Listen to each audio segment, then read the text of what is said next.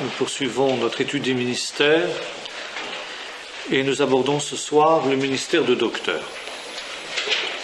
En fait, il y a deux listes de ministères où le docteur apparaît. La première, c'est dans le texte fameux de Éphésiens 4, verset 11. Et là, le ministère de docteur suit celui d'évangéliste. Nous voyons donc, il a donné les uns comme apôtres, les autres comme prophètes, les autres comme évangélistes, les autres comme pasteurs et docteurs.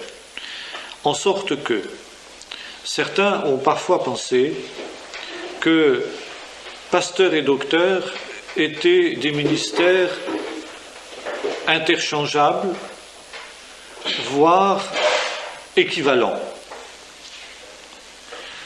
Nous verrons tout à l'heure justement pourquoi il y a cette assimilation qui est faite.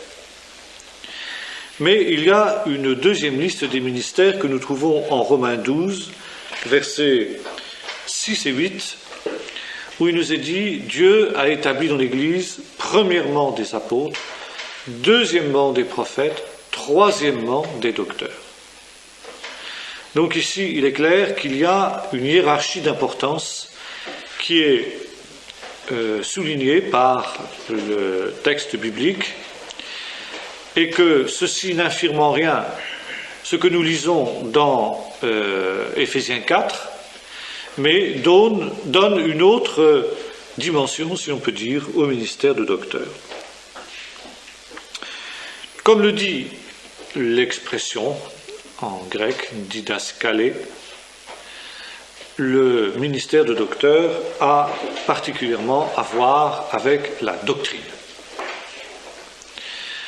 Le mot docteur est certainement repris de l'hébreu moré, qu'on trouve aussi dans le judaïsme, n'est-ce pas ? Souvent, l'expression revient dans le Nouveau Testament, les docteurs de la loi, les gens qui expliquaient donc la Torah et qui fondaient la doctrine. Il est bien clair qu'il est tout à fait normal et logique de trouver un ministère équivalent dans l'Église. Il y a plusieurs textes dans le Nouveau Testament où est mentionné le ministère de docteur. Je vais prendre par exemple 3 de ces textes. Acte 18, verset 24, 1 Corinthiens 3, verset 6, 1 Corinthiens 16, verset 12, Tite 3, verset 13, ils veulent être docteurs de la loi, mais ils ne savent pas ce qu'ils enseignent. Donc ici, il s'agit de faux docteurs. D'ailleurs, Jésus met en garde les disciples au temps de la fin en disant qu'il viendra des faux prophètes et des faux docteurs. Il semble que les faux prophètes et faux docteurs soient associés constamment dans ce qui concerne les temps de la fin. Et nous retrouvons cela chez Pierre également, nous retrouvons ça chez Jude, nous retrouvons ça chez un certain nombre de gens qui parlent précisément des choses de la fin. Donc, dans d'autres textes, si le ministère de docteur semble associé à celui du pasteur dans Éphésiens 4, dans d'autres, il semble associé au ministère de prophète. Acte 12, il y avait à Antioche des prophètes et des docteurs.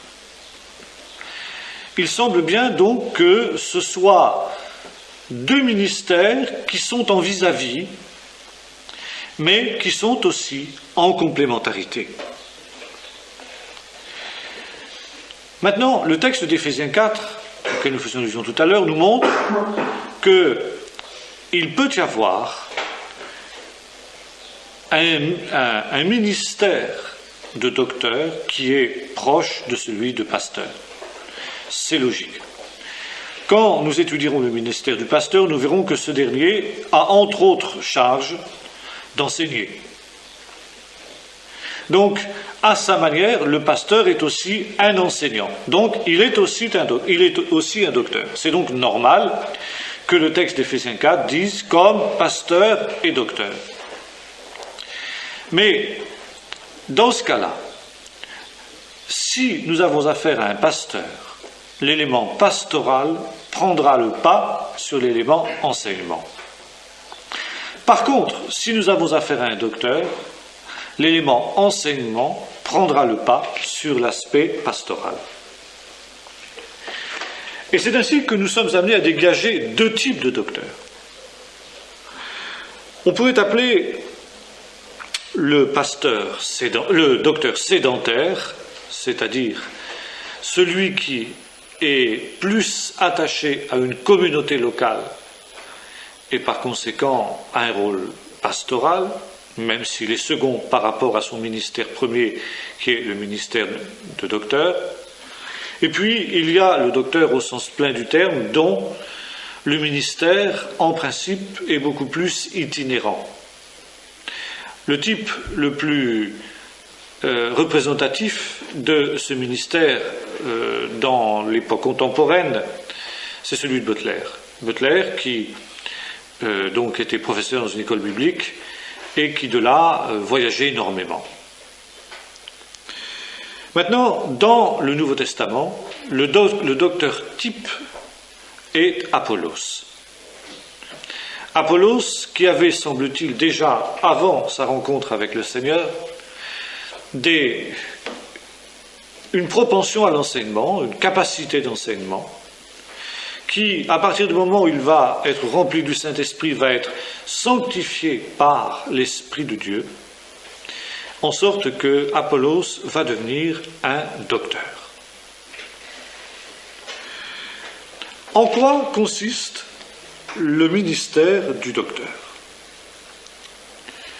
D'abord, on pourrait dire que comme tous les autres ministères, il est basé sur un certain nombre de charismes, de dons spirituels. Paul fait allusion à cela, Romains 12, verset 7. Il parle de la grâce qui lui a été accordée, c'est-à-dire, si nous reprenons le mot grec, la charis, d'où vient le mot charisme. Selon la grâce qui lui a été accordée, eh bien, il remplit son ministère. De la même manière, Apollos avait reçu une charis, une grâce particulière pour remplir son ministère. Bien sûr, nous pouvons dire que l'apôtre Paul aussi avait une dimension d'enseignant absolument remarquable.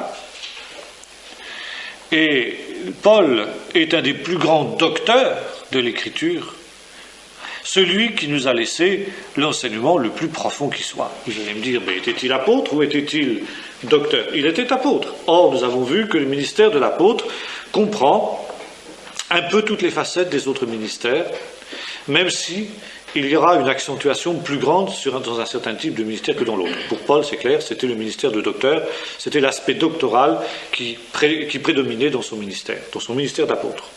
Son ministère d'apôtre. Or, Paul nous parle de cet enseignement qu'il donne en disant qu'il ne l'a pas reçu d'un homme, qu'il ne l'a pas appris d'un homme, mais, dit-il, il l'a reçu par une révélation de Dieu. Et c'est pourquoi ici il nous faut tout de suite éliminer une conception erronée du ministère du docteur. Le docteur n'est pas un théologien.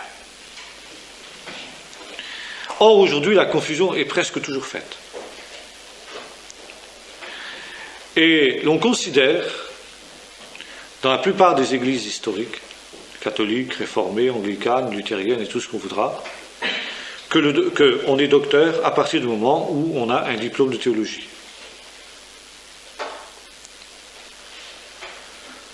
Or, si Paul avait des diplômes de théologie qu'il avait acquis au pied de Gamaliel, c'est pas ça qui a fait de lui un docteur.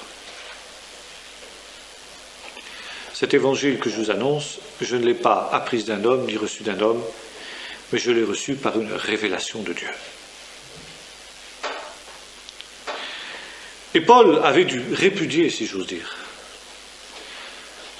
tous ces diplômes de théologie pour pouvoir apprendre du Seigneur.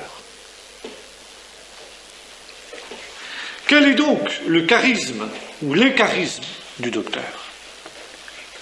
Car encore une fois, le ministère de docteur est basé sur un don de Dieu, une grâce de Dieu. On ne devient pas docteur dans l'écriture parce qu'on est sorti d'une faculté de théologie, parce qu'on a étudié. On ne devient pas docteur parce qu'on a des dispositions naturelles pour l'enseignement. On devient docteur à partir du moment où on reçoit une grâce de Dieu pour cela. Maintenant, évidemment, ça ne veut pas dire que le docteur n'aura pas besoin d'étudier. Ça ne veut pas dire qu'il n'aura pas besoin d'un minimum de recours, je dirais, à une bonne théologie. Mais je mets théologie entre guillemets. Mais ça veut dire que l'essentiel de son ministère ne vient pas de là. Et la capacité du docteur vient, comme le dit l'apôtre Paul, d'une révélation de Dieu sur l'Écriture. Dans le fond, c'est l'expérience qui était celle des disciples qui allaient à Emmaüs, ou plutôt des disciples dans la chambre haute le soir de la résurrection, où il nous est dit, alors il leur ouvrit l'esprit pour qu'ils comprennent les Écritures. Le docteur est celui dont Dieu ouvre l'esprit pour qu'il comprenne l'Écriture et qu'ensuite il soit capable de l'expliquer au peuple. Le prophète, et l'on voit la différence ici dans le domaine surnaturel, le prophète est quelqu'un qui a une révélation en dehors de l'Écriture. Et ensuite, parce que justement sa révélation est en dehors de l'Écriture, cette révélation doit être confrontée avec l'Écriture pour voir si elle coïncide avec l'Écriture. Le docteur, lui, est un homme qui reçoit une révélation sur l'Écriture, une intelligence surnaturelle, une compréhension surnaturelle de l'Écriture.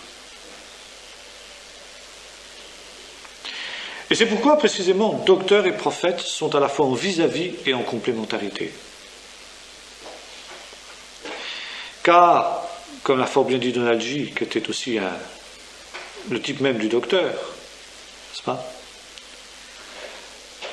Le prophète a besoin éventuellement du correctif du docteur, et le docteur a besoin du souffle du prophète, de l'enthousiasme du prophète, du dynamisme du prophète. Et là, nous voyons justement le plan de Dieu qui est fait de complémentarité et non pas d'opposition. Et le drame vient parfois dans l'œuvre de Dieu lorsque chacun, en quelque sorte, à cause du ministère qu'il a reçu, absolutise la vision qui est la sienne. Alors qu'en réalité, il faut que les choses s'ajustent. Et nous verrons que ça joue encore beaucoup plus quand nous parlons du ministère d'évangéliste. Donc ici, une révélation, une intelligence surnaturelle de l'Écriture. Autrement, nous avons des gens qui pensent être des docteurs et qui ne le sont pas. Nous avons des gens qui ont des talents naturels pour l'enseignement ou pour l'exégèse des textes, parce qu'ils ont appris les techniques qui s'y rapportent. Mais la différence que l'on voit immédiatement entre un vrai docteur et un faux docteur, enfin faux docteur, je veux dire, pas un faux docteur qui enseigne obligatoirement des choses erronées, mais quelqu'un qui n'a pas véritablement le ministère de docteur au sens d'Éphésiens 4, c'est que nous avons affaire alors à un enseignement sec, fragmentaire et desséchant. Tandis que, au contraire, le ministère du docteur, est édifiant. Il y a un souffle de l'esprit qui est de nature différente de celle du prophète, mais qui est néanmoins un souffle de l'esprit véritable qui anime le ministère du prophète, du docteur. C'était le cas avec Donaldji, c'était le cas avec Butler, beaucoup plus encore avec Butler, parce que Butler avait cette dimension prophétique que Donaldji avait moins, semble-t-il. Et alors, ce qu'on demande essentiellement au docteur, c'est d'établir la doctrine juste, la compréhension juste des Écritures. Alors bien sûr, le docteur est l'objet d'une révélation de Dieu sur l'Écriture. Soudain, si vous voulez, le Seigneur lui révèle le sens caché de telle et telle Écriture et aussi la manière de l'enseigner. Et puis, cette révélation, qui est une révélation intérieure, n'exclut pas pour autant, bien sûr, que le docteur soit quelqu'un qui étudie. Le docteur est certainement, de tous les ministères, celui qui est appelé à étudier le plus. Ça ne veut pas dire que les autres ministères n'étudient pas. Mais l'élément d'étude est moins important, par exemple, dans le ministère du prophète. Tandis que le docteur, il se penche sur le texte, il scrute le texte. Et c'est précisément de sa confrontation avec le texte que soudain jaillit la lumière par la révélation du Saint-Esprit, par la sagesse, par la connaissance que lui a inspiré l'écrit. Maintenant, quand il a découvert cette vérité de l'Écriture,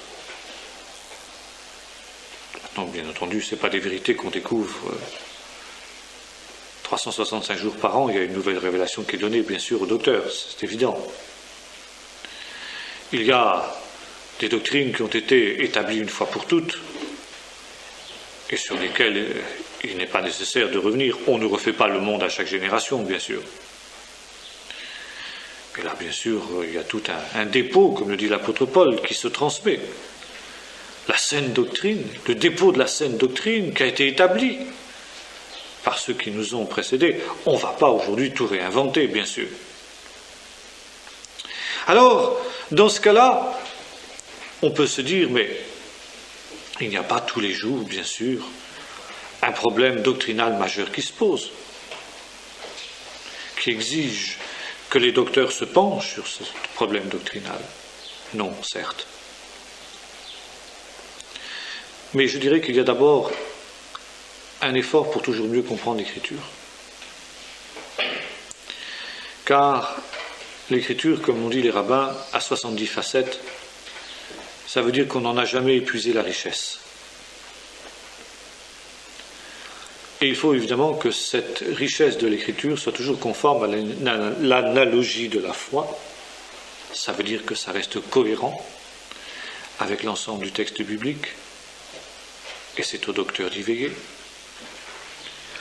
Et puis deuxièmement, il faut que ça redescende dans le peuple. Et le propre du docteur, c'est celui justement qui va rendre ces vérités, parfois complexes, accessibles, compréhensibles au peuple. Le vrai docteur, c'est celui qui rend simple des choses compliquées. En sorte que le plus petit, le plus humble, soudain perçoit la vérité, c'est une vérité qui l'illumine. Dans le fond, ce que faisait Jésus, il leur ouvrit l'esprit pour qu'ils comprennent les Écritures. Ou encore les disciples qui disaient « Notre cœur ne brûlait-il pas au-dedans de nous quand il nous parlait ?» Et soudain, les choses deviennent claires, les choses deviennent évidentes. Les choses deviennent logiques. Le docteur est quelqu'un de logique. Le prophète est beaucoup plus intuitif. Le docteur est beaucoup plus logique. Et c'est pourquoi, parfois, on a prétendu que les docteurs n'étaient pas nécessaires. Déjà du temps de Donaldji raconte dans ses livres comment, arrivant dans une certaine ville où le réveil de Pentecôte avait soufflé, avait constaté qu'il n'était pas tellement le bienvenu. On avait dit, vous savez, nous, ici c'est le réveil, on n'a pas besoin de docteur. Le réveil nous suffit, les docteurs, quand ils passent quelque part, ils éteignent le réveil. Ils créent des divisions. C'est une mauvaise conception du docteur. Bien loin d'éteindre le réveil, quand un véritable docteur est là, rempli du Saint-Esprit, il va donner une nouvelle impulsion au réveil, parce qu'il va empêcher le réveil de dévier justement dans toutes sortes de voies d'égarement qui vont l'éteindre. Mais précisément, le ministère du docteur va permettre de garder le réveil sur les rails, sur la droite ligne, et donc de se développer. Et Donalji raconte justement comment, après tout un temps où il avait passé dans cette église, eh bien, les frères étaient revenus de leur erreur en disant « Ah ben non, c'est pas du tout ce qu'on pensait, au contraire, votre ministère nous est tout à fait précieux. » Mais il est certain qu'a priori, c'est un ministère qui n'apparaît pas toujours. Et quand on a affaire de véritables docteurs, il n'y a pas de division. Si. Ceux qui n'aiment pas la vérité vont être amenés à se séparer, mais il vaut mieux qu'ils le fassent. Mais autrement, parmi les véritables enfants de Dieu, non, il n'y aura pas de division. Quand on a affaire à des docteurs qui ne sont pas de véritables docteurs, qu'il y en a. Les seules divisions que crée un véritable docteur sont celles des cœurs incrédules et mauvais.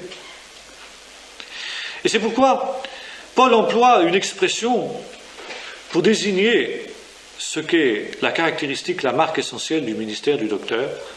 Il dit « J'ai planté, Apollos, le docteur, a arrosé ». Le docteur est celui qui arrose. Alors bien sûr, c'est beaucoup moins spectaculaire que de planter. C'est beaucoup moins spectaculaire que de moissonner. Et si l'on considère que le fait de planter est le ministère de l'apôtre et celui de moissonner le ministère de l'évangéliste, eh bien, comme disait Donalji, le ministère du docteur est un des ministères les plus ingrats qui soient. Arroser, ça n'a rien de spectaculaire. Et pourtant, c'est tellement important. Car si on n'arrose pas ce qui a été planté va dépérir. Et si ça dépérit, il n'y aura pas de moisson. J'ai planté, Apollos a arrosé, mais c'est le Seigneur qui fait croître. Et le docteur est là justement pour garder les choses dans la ligne droite, la ligne juste. Le docteur est là pour veiller à ce qu'il n'y ait pas de déviation, et dès qu'il discerne sur le plan doctrinal, sur le plan du comportement, l'amorce d'une déviation, l'amorce d'une hypertrophie ou d'une atrophie de la doctrine, il redresse tout de suite. Et c'est pourquoi, comme disait Donalji, la caractéristique essentielle du docteur, c'est la modération et l'équilibre.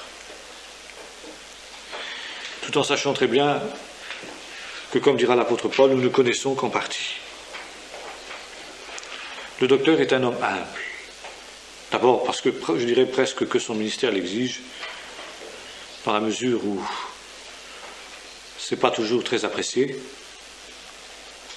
Du moins, l'utilité n'apparaît pas toujours, évidemment, mais également parce que lui aussi peut éventuellement se tromper.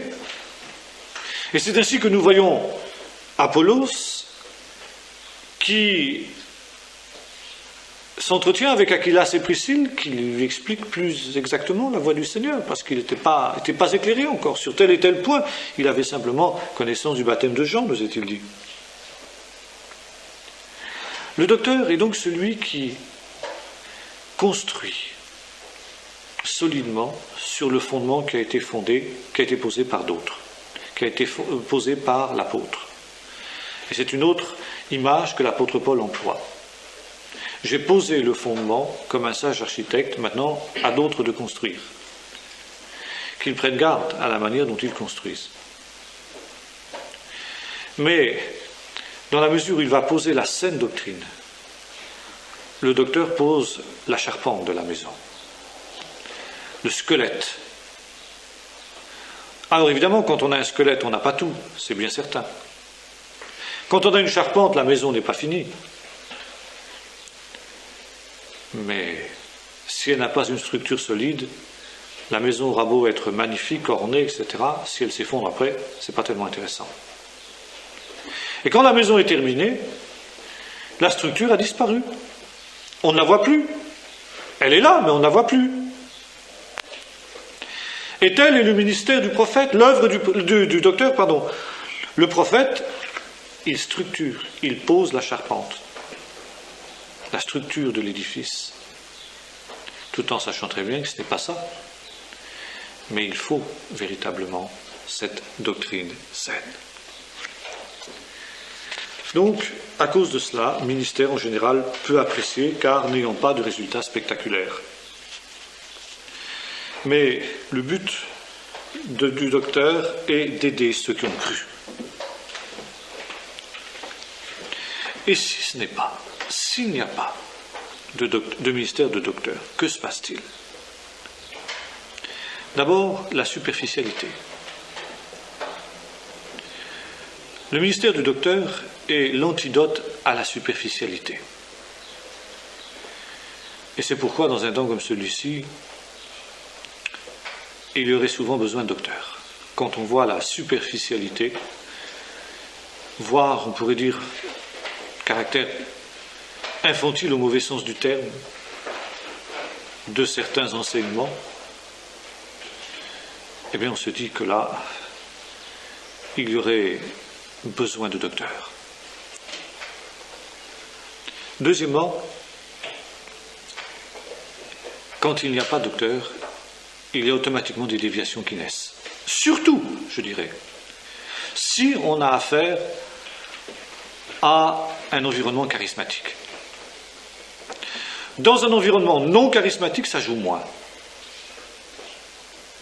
Et d'ailleurs, c'est à cause de déviations éventuelles,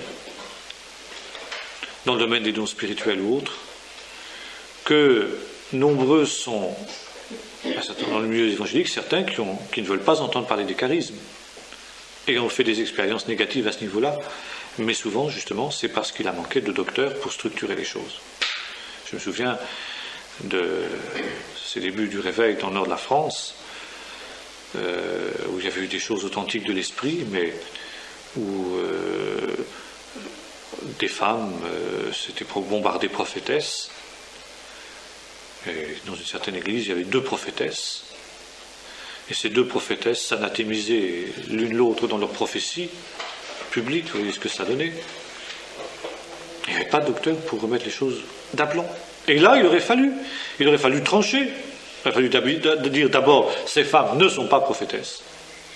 Elles ont des dons de prophétie, elles ne sont pas prophétesses. Et deuxièmement, elles déraillent. Et donc trancher, remettre les choses au point sur le plan charismatique, sur le plan de l'enseignement des dons spirituels. Or, précisément, que voyons-nous aujourd'hui? Eh bien, justement, un foisonnement de faux docteurs dans l'Église. Finalement, l'accomplissement de ce que Paul disait à Tite, ils veulent être docteurs de la loi, ils ne savent pas ce qu'ils enseignent ni ce qu'ils disent. Et dans un autre texte, Paul met en garde aussi en disant que il n'y a pas beaucoup de gens qui enseignent, au sens donc de docteurs. Il ne peut pas y avoir dans l'Église des foules et des foules de docteurs. Et précisément aujourd'hui, n'importe qui enseigne sur n'importe quoi. Oh, c'est l'esprit du siècle, dira-t-on tout simplement. L'esprit du siècle qui veut que tout le monde soit polyvalent et que la démocratie étant, il n'y a plus d'enseignants, il n'y a plus d'enseignés, etc. Et par conséquent, nous voyons toutes sortes d'enseignements. Et on a l'impression que chacun cherche son truc. Alors vous avez ceux qui enseignent pour les couples en difficulté, vous avez ceux qui enseignent sur les enfants, vous avez ceux qui enseignent sur le fil à plomb, vous avez ceux qui enseignent sur la 4e dimension. Chacun a trouvé un truc.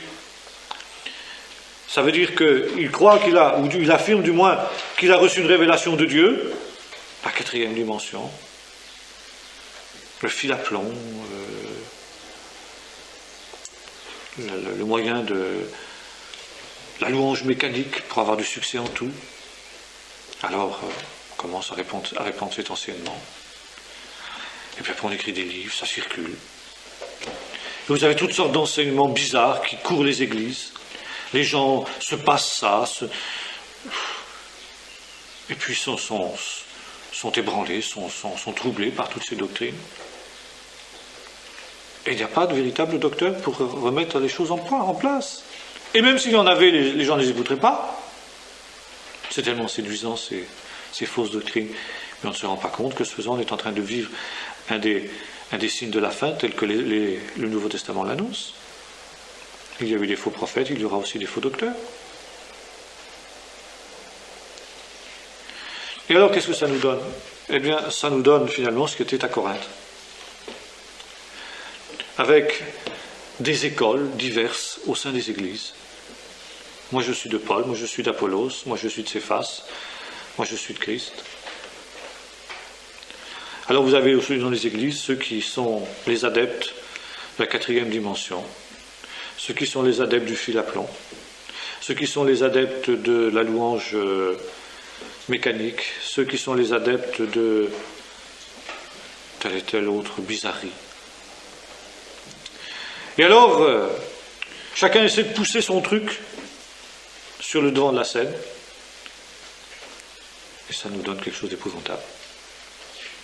Ça nous donne un royaume divisé contre lui-même, ça nous donne une confusion doctrinale sans précédent. Et un grand nombre des problèmes de l'Église moderne viennent justement de problèmes doctrinaux. Souvent, des problèmes doctrinaux qui naissent à partir soit d'expérience. Je me souviens de ce pasteur qui un jour me disait qu'on peut être rempli du Saint-Esprit et pourtant être possédé. Ah bon? J'ai réagi. Enfin, c'est pas ce que dit la Bible.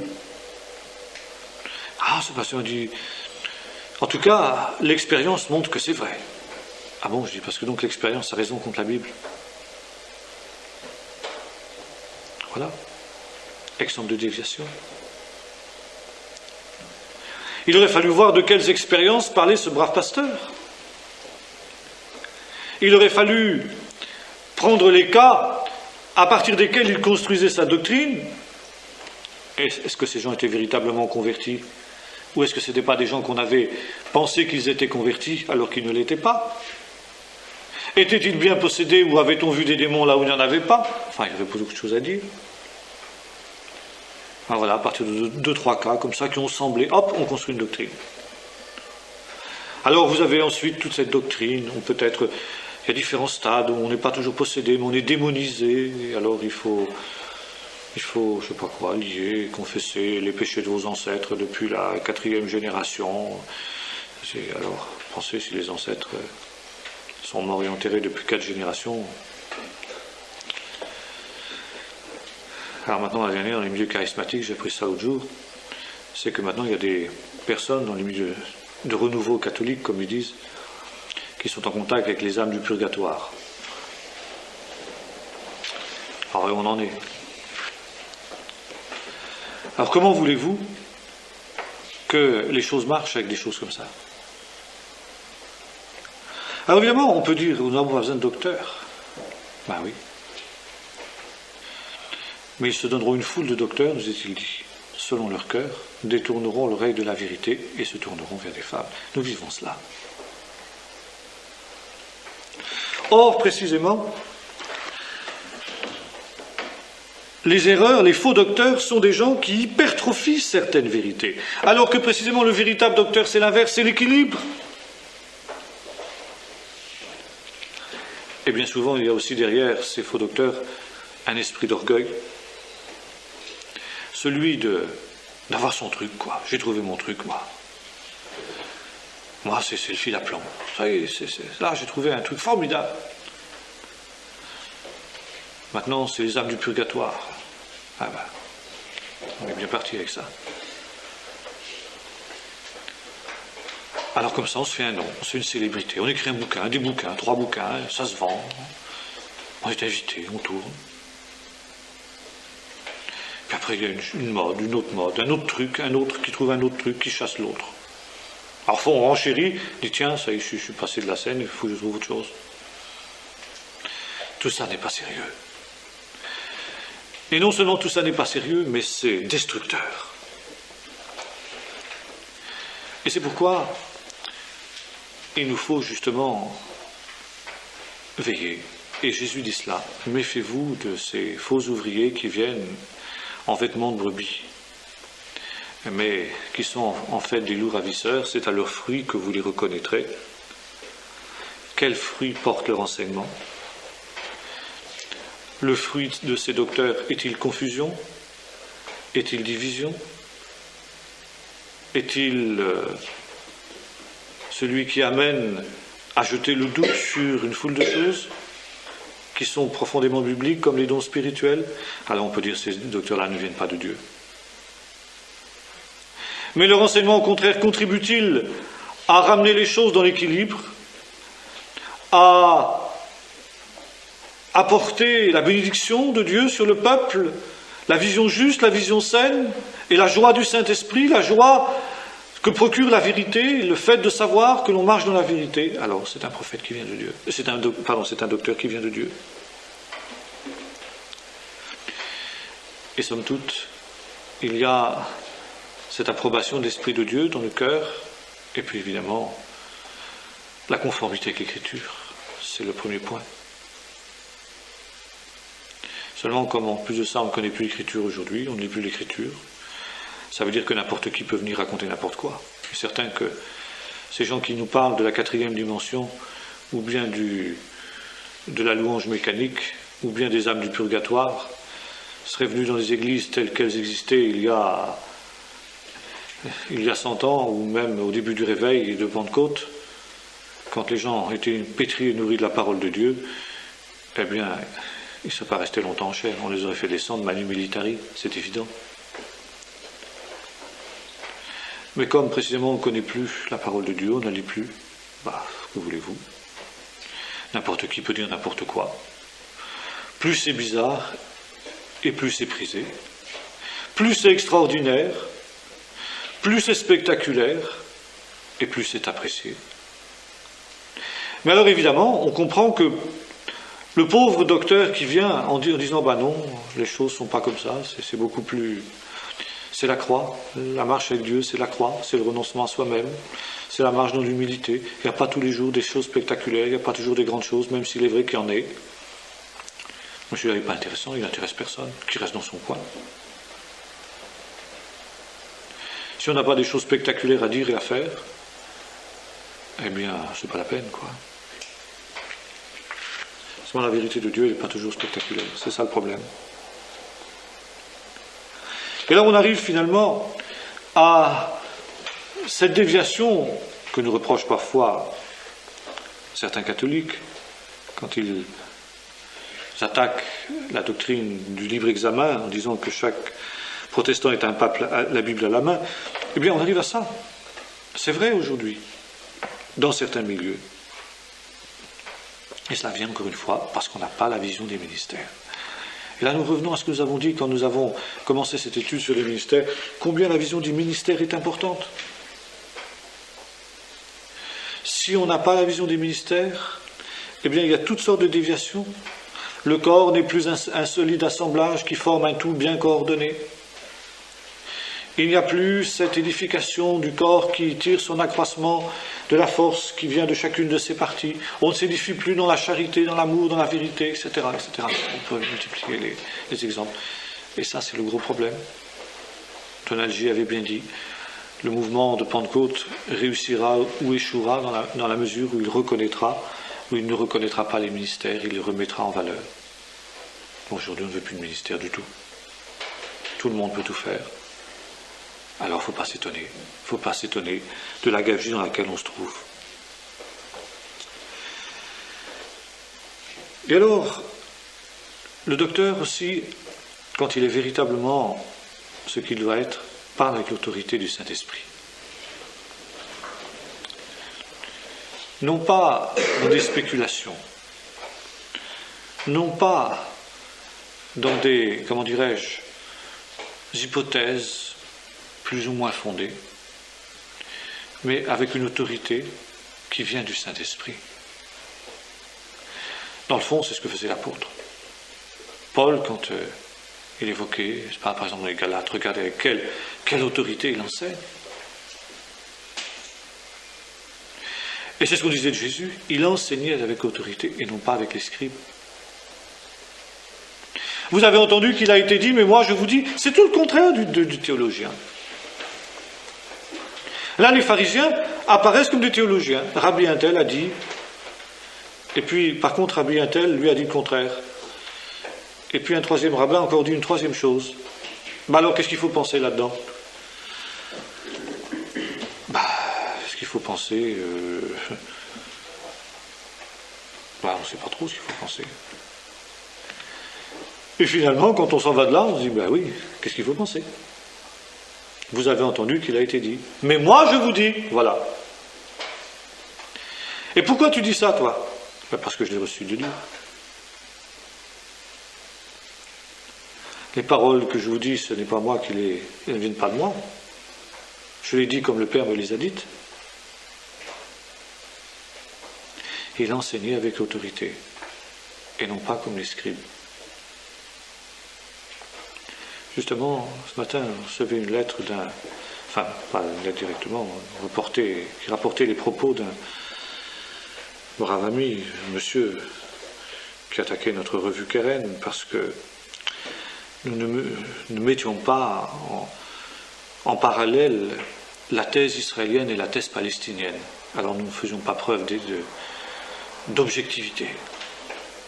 Je me propose de répondre à ce brave ami, ou de lui faire répondre, du moins, parce que ce n'est pas moi qui l'ai écrit, que l'objectivité ne consiste pas à mettre d'un côté sur le même plan la vérité et le mensonge, mais de dire voici la vérité, voici le mensonge. Or aujourd'hui, sous prétexte d'objectivité, de largeur d'esprit, je me souviens aussi d'un frère qui était un jour allé prêcher, invité, qu'il était dans une grande rencontre charismatique, c'était tout à fait au début du réveil charismatique dans les années 70, et dans un grand centre français. C'était une des premières rencontres interdénominationnelles à laquelle il y avait des catholiques. Et ce frère avait prêché évidemment ce que la Bible dit, notamment sur le baptême d'eau, la conversion, le baptême d'eau, puis ensuite le baptême dans le Saint-Esprit. Et un des organisateurs de cette rencontre lui avait dit, mais alors, à ce moment-là, si vous prêchez votre doctrine, vous, pentecôtistes, alors il va falloir qu'on demande aussi aux catholiques de prêcher leur doctrine du baptême des enfants, parce que c'est pas objectif, il faut que chacun puisse s'exprimer. Alors le frère a dit, mais que dit la Bible? Vous voyez le baptême des enfants, vous, dans la Bible? Vous voyez le baptême catholique, vous, dans la Bible?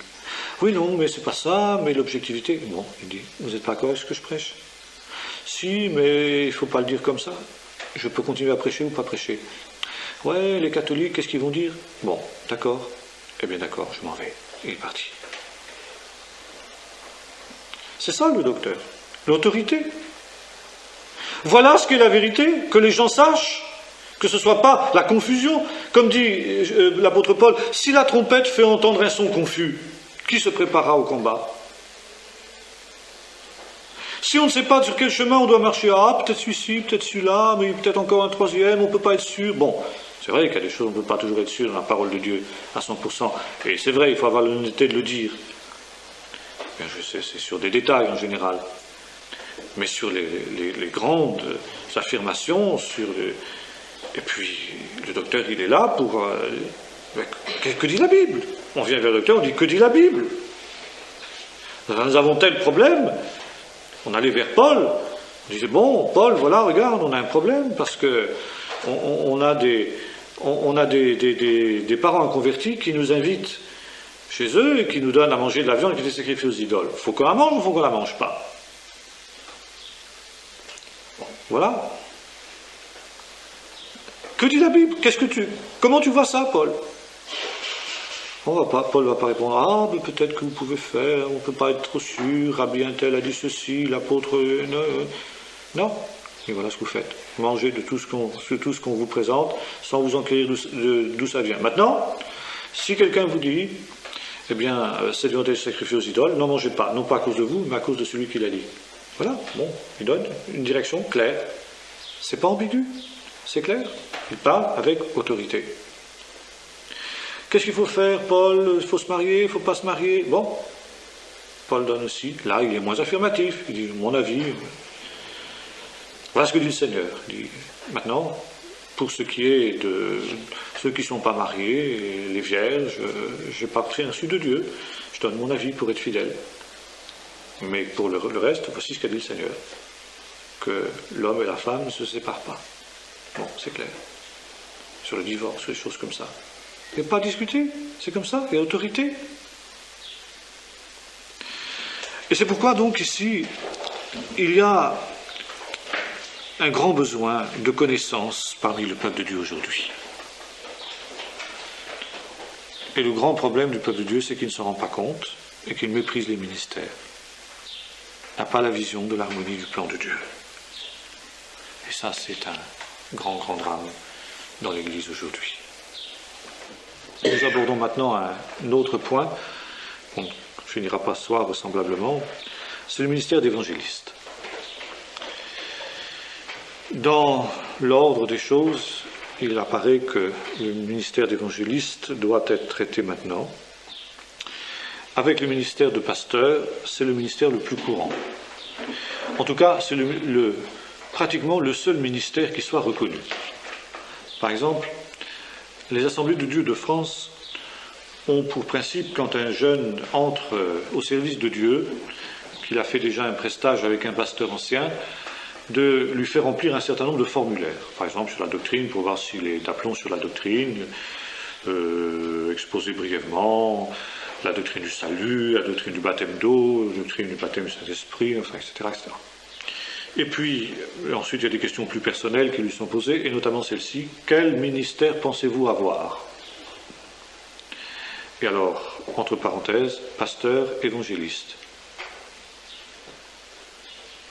Et comme écrivait ou plutôt comme disait un frère qui avait dû remplir ces formulaires, il dit, moi j'avais envie de rajouter apôtre, prophète, docteur, point d'interrogation. Pourquoi il citait que ces deux-là et pas les trois autres? Parce qu'ils auraient sûrement eu du mal à concevoir qu'un jeune puisse dire je crois que je suis appelé à l'apostolat. Ben oui, peut-être. Encore que pourquoi pas. Alors à ce moment-là, il a fallu le prouver. Et l'éprouver de la part des frères anciens qui auraient recueilli les 10 formulaires. Mais c'était révélateur d'un certain état d'esprit. Dans les églises évangéliques, y compris dans les églises de réveil, bien souvent, les seuls ministères auxquels on pense, pasteur, évangéliste, terminé. Quand on ne fait pas d'évangéliste, en plus, un pasteur de seconde zone, je me souviens quand j'étais jeune converti, petite église évangélique où j'étais, il y avait un jeune pasteur stagiaire qui était là avec le pasteur plus ancien. Et quand il se présentait, le pauvre frère, il n'avait pas vu le piège. Il disait, ah ben moi je suis l'évangéliste du pasteur untel. Il voulait dire par là, je suis son stagiaire. Et puis, le jour où il aurait fini son stage, il deviendrait pasteur. Ça veut dire qu'il avait un galon de moins sur la manche, quoi. Alors on voit ici toutes les idées fausses qu'il y a sur le ministère de l'évangéliste. Je suis son évangéliste. Ça veut dire que je suis un pasteur apprenti, quoi. Puis quand j'aurai acquis l'expérience, je serai un pasteur à part entière. Mais pour le moment, je ne suis pas encore pasteur à part entière, je suis qu'un évangéliste. Alors qu'il est bien évident qu'un véritable évangéliste ne sera jamais pasteur, il restera toute sa vie évangéliste, et c'est heureux, parce qu'on a aussi besoin d'évangélistes. J'ai dit tout à l'heure qu'on avait besoin de docteurs, mais on a aussi besoin d'évangélistes. Et qu'est-ce que c'est donc que le ministère d'évangéliste? C'est un ministère donc très important. Et alors que le docteur est entièrement tourné vers les croyants, son ministère est entièrement tourné vers les croyants. Il enseigne les croyants, il n'enseigne pas les païens. L'évangéliste, lui, au contraire, est entièrement tourné vers les incroyants, vers les inconvertis. C'est donc deux ministères qui sont fondamentalement différents. Le but de l'évangéliste, donc, c'est de répandre la bonne nouvelle, comme le dit le mot évangéliste, parmi les non-convertis, parmi les incroyants, pour les amener à l'évangile, pour les amener à se tourner vers Jésus. Ce sont ceux qui n'ont qu'une seule prédication, la prédication du salut. Et un véritable évangéliste pourra vous prendre n'importe quel texte de la Bible. Et à partir de ce texte-là, vous pouvez lui donner n'importe quoi. Il vous ramènera toujours au salut. Prenez-lui un texte sur, je ne sais pas moi, les prescriptions du Lévitique sur les animaux à manger ou à pas manger, sur le fait qu'on doive détruire des vases qui ont été souillés par des animaux qui sont tombés dedans. À partir de ça, il trouvera le moyen de vous parler de Jésus mort sur la croix. Ça, c'est le type de l'évangéliste. Il n'a qu'un seul message. Seulement, il a ce message-là percutant, parce que l'évangéliste, il a la vision du salut des âmes. C'est sa passion. Il a une véritable passion pour le salut des âmes. Et sa vision l'amène toujours à entrevoir des plans nouveaux pour l'évangélisation, une stratégie nouvelle. Eh bien, maintenant qu'on a atteint ce but-là, il faut que, telle ville, là, il n'y a encore rien là-bas, il faut faire quelque chose, il faut qu'on voit comment est-ce qu'on peut les atteindre, etc. Tel pays, telle région, etc. Ou même éventuellement à l'individu. L'évangéliste, c'est celui qui est capable de vous aborder un illustre inconnu dans des circonstances les plus rocambolesques et puis de l'amener au Seigneur. Scott, n'hésitez pas de temps en temps, et ceux qui se souviennent de lui, évidemment, Scott n'était pas quelqu'un qui s'embarrassait beaucoup de complexes, il avait raison d'ailleurs, quand il s'agissait de l'évangile. Et par exemple, n'hésitez pas à s'agenouiller dans la rue avec un inconverti et puis prier pour lui, là, pour son salut, au vu au-dessus de tout le monde. Ne dérangez pas. Ça, c'est le véritable évangéliste. Deuxièmement, parce que l'évangéliste est l'homme d'un seul message, il a une prédication simple. Simple, mais pas simpliste. Simple parce que, précisément, il s'agit toujours de l'ABC de l'Évangile. Des choses élémentaires, mais les choses élémentaires qui sont les plus importantes. Car finalement, si nous pouvions reprendre un petit peu ce que disait le sage Hillel, le rabbin Hillel, quand on lui demandait est-ce qu'on peut résumer toute la Torah pendant qu'on est debout sur un pied, il disait oui, aime ton prochain comme toi-même, tout le reste ce n'est que des commentaires. Eh bien, l'évangéliste pourrait dire la même chose. Crois au Seigneur Jésus et tu seras sauvé, puis tout le reste, la sanctification, le baptême d'eau, le baptême dans le Saint-Esprit, tout ça, c'est les commentaires. C'est vrai. Il a un seul message, mais c'est le message essentiel. Et précisément, l'évangéliste a un don, a un charisme pour faire passer ce message. Bien sûr, un docteur peut prêcher la même chose. Et il le prêchera d'ailleurs beaucoup mieux, si j'ose dire. Ça veut dire que sur le plan logique, sur le plan doctrinal, il ira sûrement beaucoup plus loin dans l'explication du salut que ne le fera l'évangéliste. Mais les inconvertis pourront entendre cet exposé doctrinal sur le salut sans que ça les touche. Tandis qu'ils entendront le même message dans la bouche d'un évangéliste, dit d'une manière peut-être beaucoup moins élaborée, beaucoup moins logique, ça les touchera et se convertiront.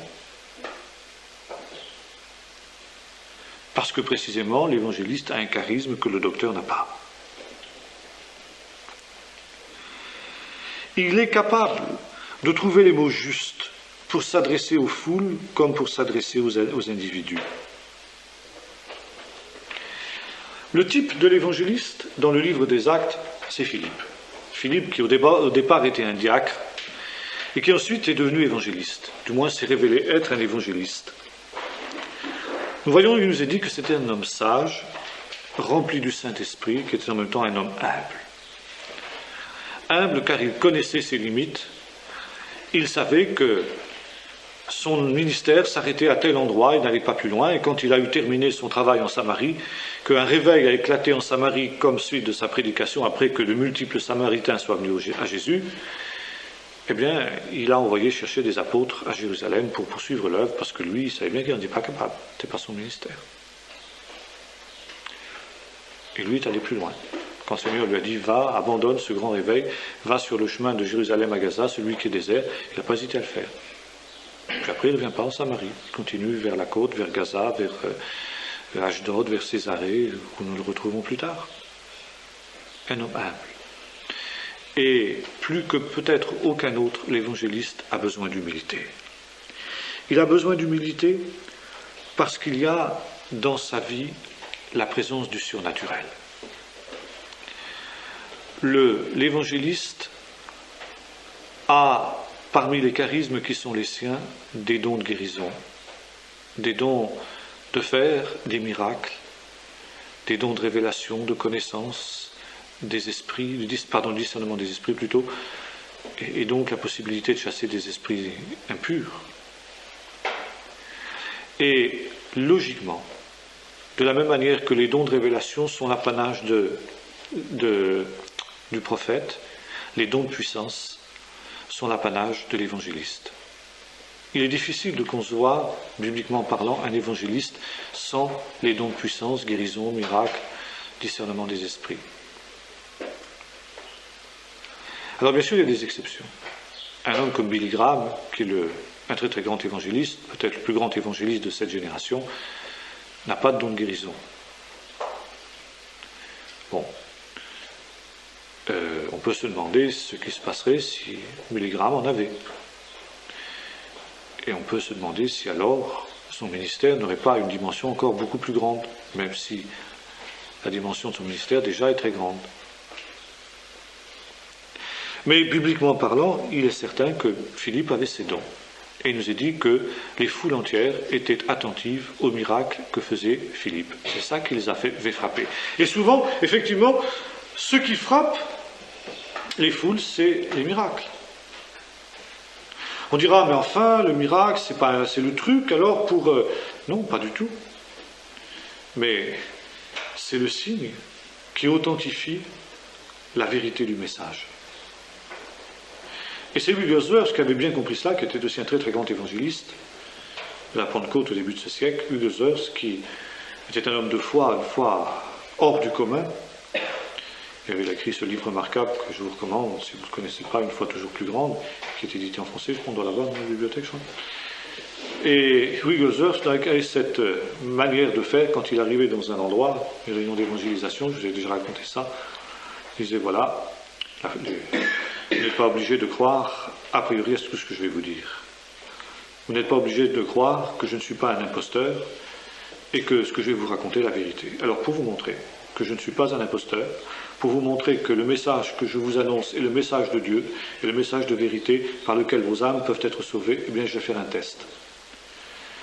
Voilà, je demande ici, s'il y a un malade, je dis que le premier malade qui s'approchera de l'estrade pour que je prie pour lui sera guéri, quelle que soit sa maladie. Et s'il n'est pas guéri, alors vous avez le droit de me chasser de ce lieu, c'est que je suis un imposteur.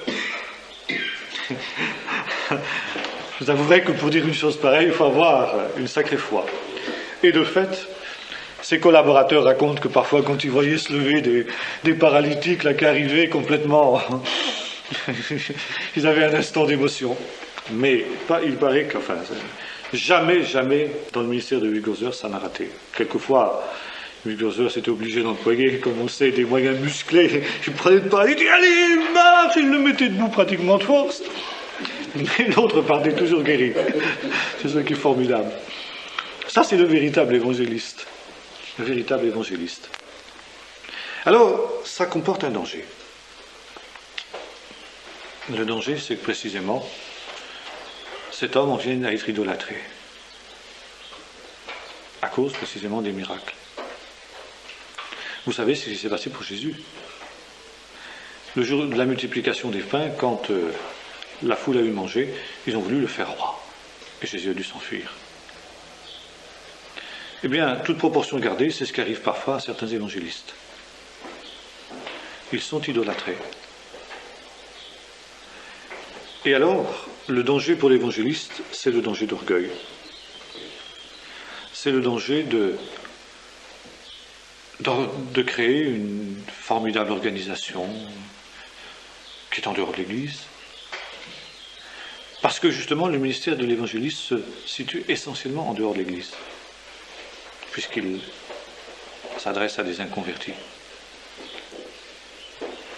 Bon, c'est toujours en principe avec l'aval de l'Église, dans le cadre de l'Église, mais ce n'est pas directement à l'Église qu'il a affaire. Alors, les foules peuvent être attentives et il peut se passer ce qui aurait pu se passer avec Simon le magicien. Donne-moi là, je vais te donner l'argent pour que tu me donnes le don qui est le tien. Bon, aucun évangéliste ne ferait ça. Mais vous avez peut-être remarqué que les scandales qui défraient la chronique, notamment ces dernières années, notamment aux États-Unis, eh bien, sont le fait d'évangélistes. 9 fois sur 10, ce sont des évangélistes qui sont à la base de ces scandales. Scandales financiers, scandales de mœurs, mais surtout scandales financiers. Parce que ce sont des gens qui ont réussi, comment dirais-je, sur le plan pécuniaire, sur le plan de la popularité. Même un a voulu se présenter à la présidence des États-Unis. Bon, ça a raté, mais enfin, il a quand même inquiété Bush. Eh bien, le danger, il est là. Et un évangéliste qui se laisse griser de cette manière-là est un homme qui devient très dangereux pour l'Église. Ça, si vous voulez, on verra la prochaine fois comment on doit justement éviter ce genre de problème, ce genre de danger. Donc c'est à la fois un ministère important, remarquable, parce que il est certain que s'il n'y a pas ces signes dont parlait Wigglesworth, c'est comme il le faisait, peut-être d'une manière un petit peu moins radicale toujours, parce que tout le monde n'est pas Wigglesworth pour avoir une foi pareille, mais en tout cas, en sorte qu'il y ait des signes, des miracles et des prodiges qui authentifient le message de l'Évangile, on constate que c'est très dur que les gens se convertissent autrement. Et que Dieu veuille nous donner aussi de véritables ministères d'évangélistes, tels que la Bible les conçoit, Ephésiens 4 et autres, et des évangélistes qui soient humbles, qui restent dans leur ministère, et qui soient au service de l'Église, et non pas à leur service, comme c'est le cas parfois dans certains milieux, notamment aux États-Unis. Voilà, si vous voulez, ce qu'on peut dire ce soir.